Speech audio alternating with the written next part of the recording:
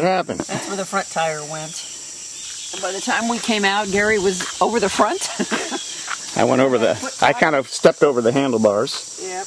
And I managed to get this leg down, but this leg did not want to become detached. I think the bike's okay. I pulled it up and out, and it looks like it's okay. And I've got a little bit of a bruise and a cut here, and a little bit of a bruise right there.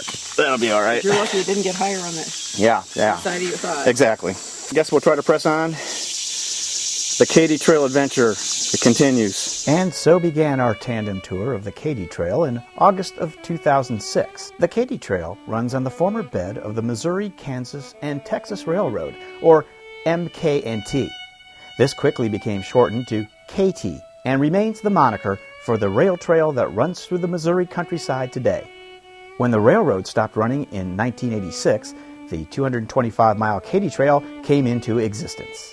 The Katy Trail parallels the Missouri River for the most part and takes the traveler past old railroad relics, historic bridges, and towns, some abandoned and some thriving. We discover a tunnel cut through a hillside, forests with amazing wildlife, and towering bluffs of limestone. Much of the trail follows the route of Lewis and Clark, with markers along the trail noting their progress and their impact on the area.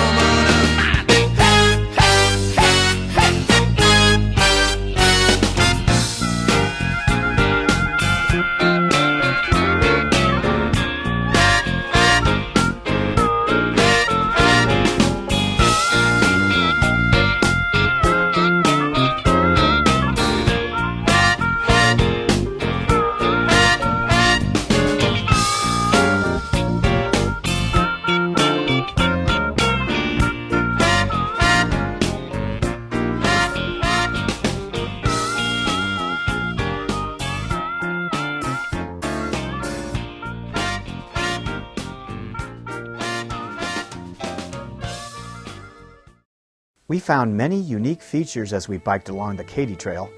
Just outside of Rocheport, we discovered these Native American petroglyphs high up on the bluffs.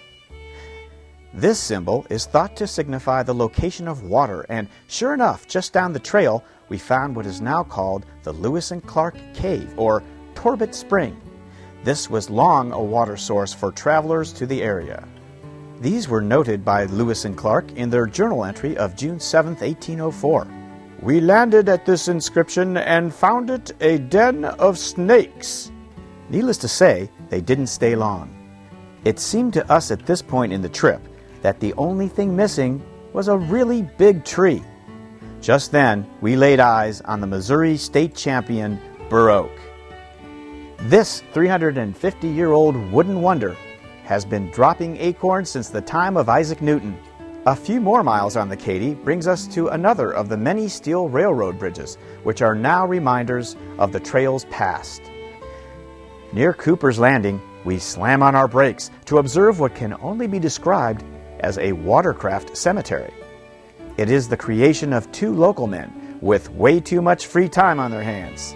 Known locally as Boathenge, it remains the most unusual man-made feature we saw on the entire trip. All along our Katy Trail adventure, we encountered fascinating examples of the plants and animals living in what we call the Big Muddy Habitat Corridor. The Big Muddy is the common name for the Missouri River, and it provides a home for vast numbers of species.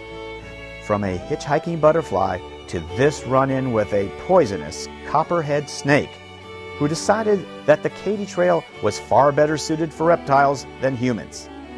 Reluctantly, he slithers off knowing that if he bides his time, the ugly warm-blooded bipeds will soon be gone. And he is right. We must finally take our leave of the Missouri River Valley. Farewell, Big Muddy. We will always fondly recall the summer that we caught the Katy.